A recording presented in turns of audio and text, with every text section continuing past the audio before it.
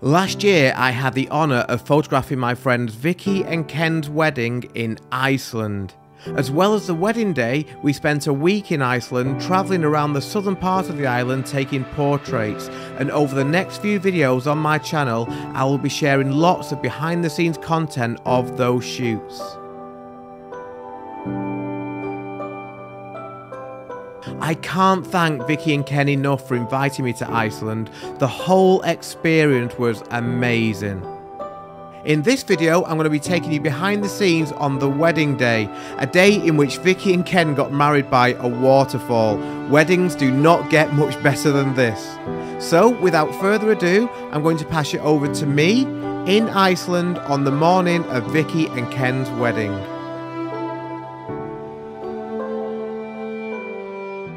Hi everybody, I hope you're well. This is going to be one of the most exciting videos I ever make, because in today's video I'm going to be taking you behind the scenes of Vicky and Ken's wedding in Iceland. This is a real bucket list wedding for me and I literally can't wait. So let's crack on.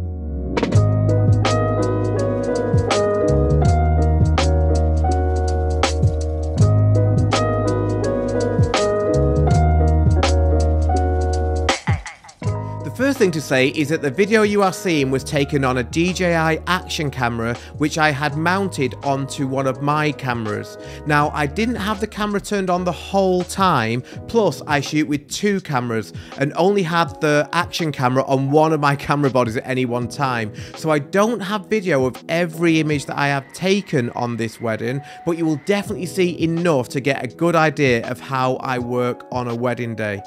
As always, I had two Sony A9 cameras on me, attached with my moneymaker holdfast strap, and all the images in this video were taken in natural light.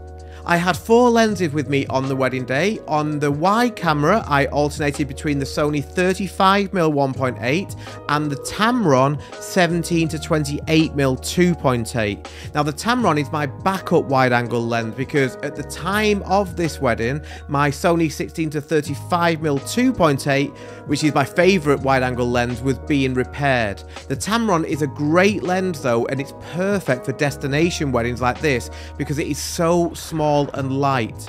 On my other camera, I alternated between the Sony 85mm 1.8 and the Sigma 135mm 1.8. This means that of the four lenses I took with me to Iceland, three of them were extremely small and light, the only exception being the Sigma 135, which is a bit of a beast.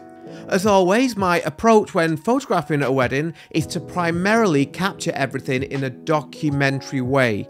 In other words, I don't set anything up, because except for the group photographs and the portraits, which you'll see a little later in the video, I want the day to run exactly as it would have done if I wasn't even there.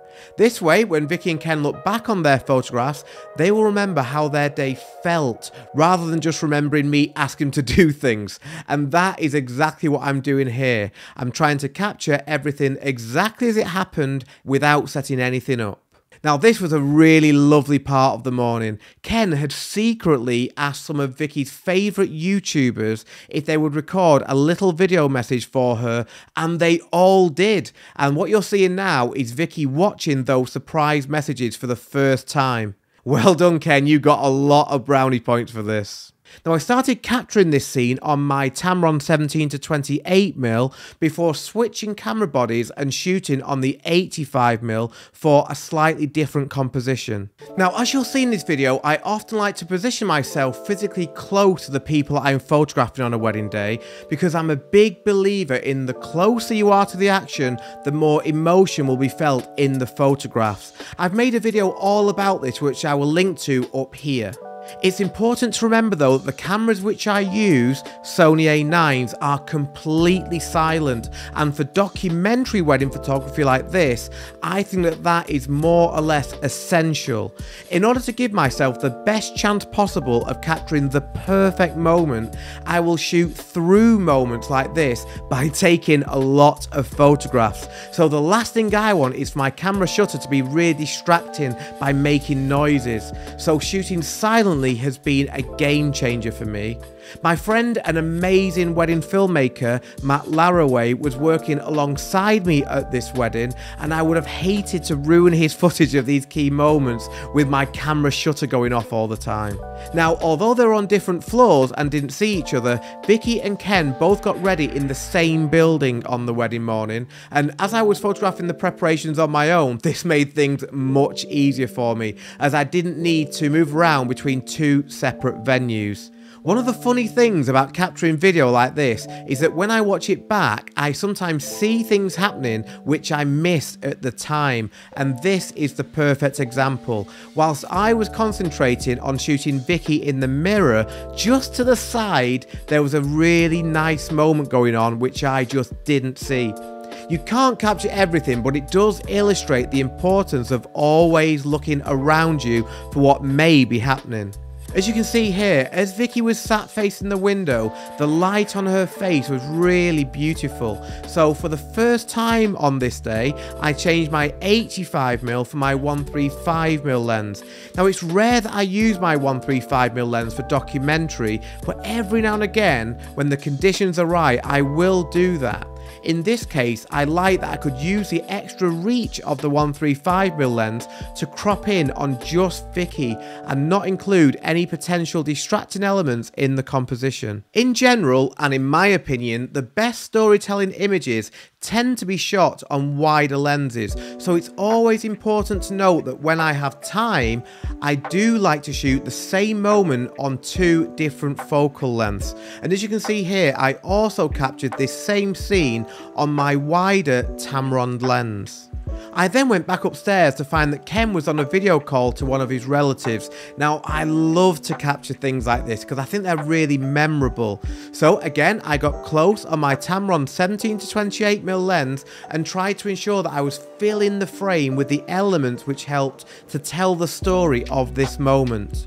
In terms of telling the story of this scene through photographs, it's important that we know as the viewer who Ken is talking to. So I then moved behind Ken to capture the front of the phone. I composed this image to include Ken's head in the right hand side of the frame so that we can tell more about the story than simply seeing a random hand holding up the phone. I then went back downstairs to photograph the girls getting ready again. Now, I often like to try and include foreground bokeh where I can to make compositions more interesting, more visually appealing, and I thought this colourful bag would work really well for this.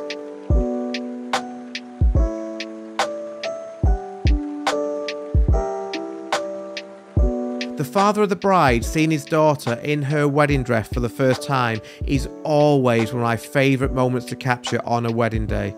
And it's also the first time on the day where I will set anything up. And I often like to do exactly as I've done here, where I will ask the bride, in this case Vicky, to stand facing the door. I will go and find Dad, explain that I'm going to ask him to walk through the door in a few seconds time, and it will just be them two having a moment together. I will be there in the room capturing everything, but just ignore me. My cameras are silent, you won't even notice I'm there. And that's exactly what I did here. And oftentimes the images that you can get from doing this are really, really powerful, just as they were here. As I mentioned at the start of this video, there are many shots from the morning preparation for which I don't have behind the scenes video for. So before we head to the waterfall for part 2 of this video, here is a very quick slideshow of my favourite photographs from the morning of Vicky and Ken's wedding.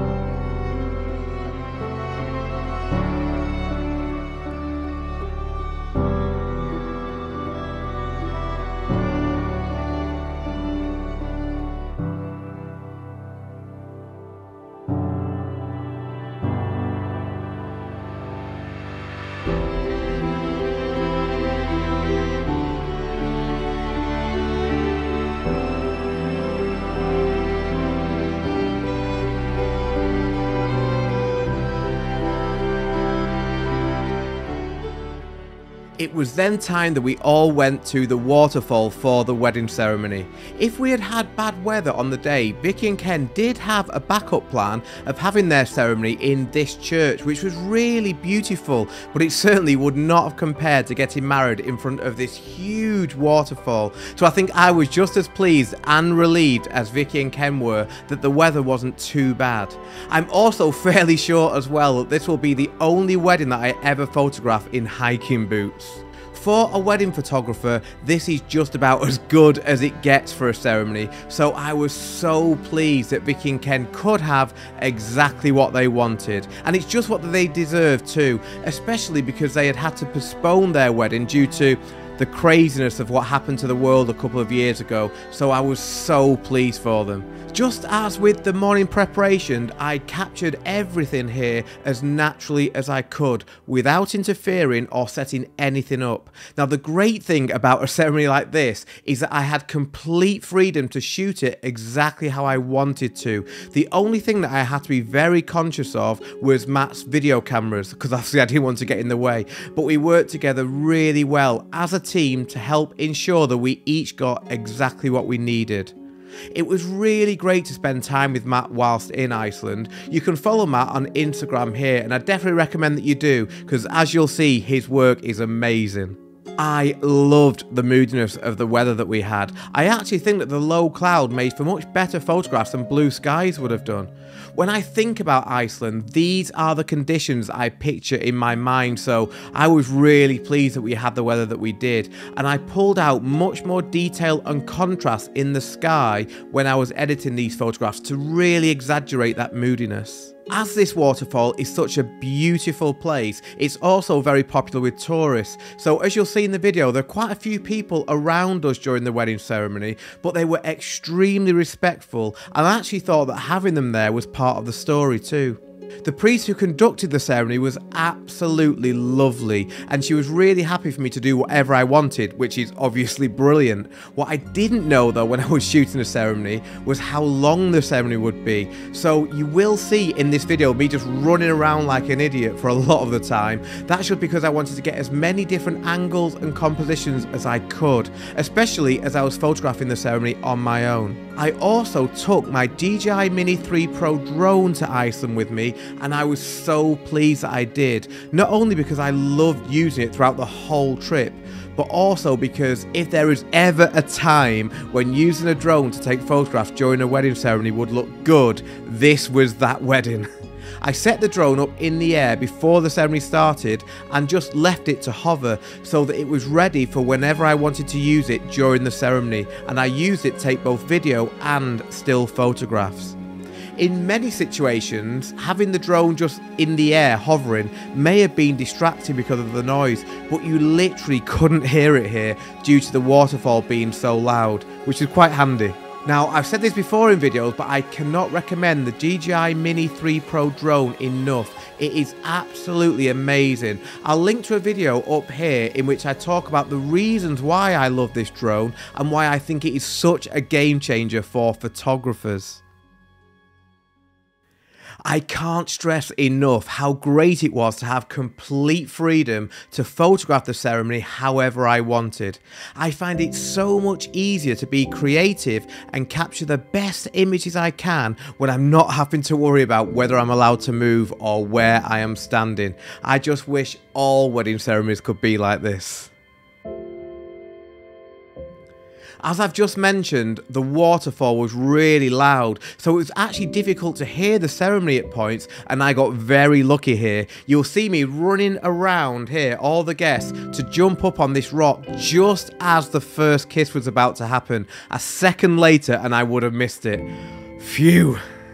Once the ceremony is finished, we arranged a quick confetti photograph, and then it was time for all the hugs and congratulations. This is always one of my favourite times on any wedding day, because for a wedding photographer like me who loves to capture natural moments, this part of the day is just amazing, because the moments are literally happening all the time, all around you, as you can see in this video. Now, for all these photographs, I used my Tamron 17 to 28 28mm lens to get as close as I could to the moments, because as I mentioned earlier in the video, I am a big believer that the closer you are to the moment, the more emotional impact the photograph will have. Now, I do know that if you're not used to getting close like this, it can be easy to think that being so close will actually make you quite intrusive, but I can promise you that is not the case. And you'll notice in this video that not one person in the wedding party is even looking at me. So my advice, especially if this is something which you haven't done before, is to give it a go and compare the emotional impact of the photographs taken up close like this to the same moments captured on a longer zoom lens. I'm sure that you will prefer the close-up photographs. As I did before, here is a very short slideshow of some of my favourite photographs from Vicky and Ken's wedding ceremony.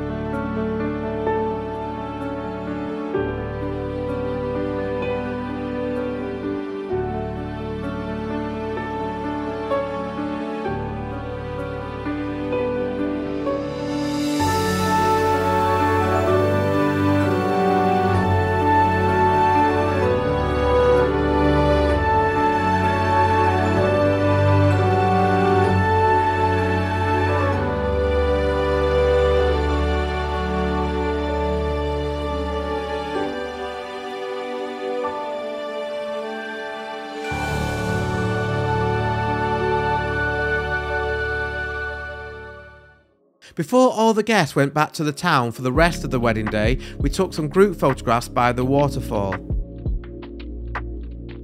Vicky, Ken, Matt and I then stayed by the waterfall a little bit longer to take some portraits. I love this time of the wedding day. Vicky and Ken are extremely talented wedding photographers themselves. No pressure, but it also meant that photography was really important to them, so they were happy to do absolutely anything that I suggested, which was brilliant.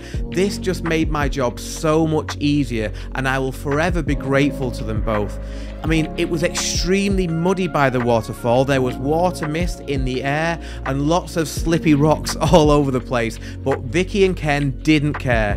They were having the best day of their lives, and a bit of mud was not going to stop them. Plus, as you will see on future videos that I have coming up, they were happy to literally stand underneath the waterfall on one of our shoots and get drenched to the bone, but they didn't care. They were an absolute dream to photograph. Once we'd finished the portraits, I stopped taking video of the wedding day. So I don't have any more video to show you, but here are just a few of my favourite photographs from the rest of this amazing wedding.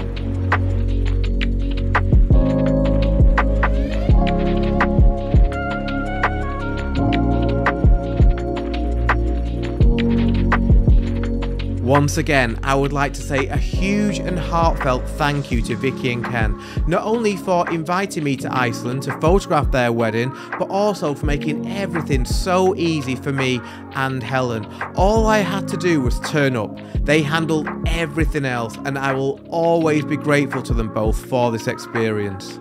So, as always, I hope you've enjoyed this video. If you have any questions at all about anything I've done in this video, please do let me know in the comments, and I will do my best to answer everyone. And stay tuned for more videos coming up from Iceland on my channel. I can't wait to share them with you. Thank you very much again for watching, and I will see you next time.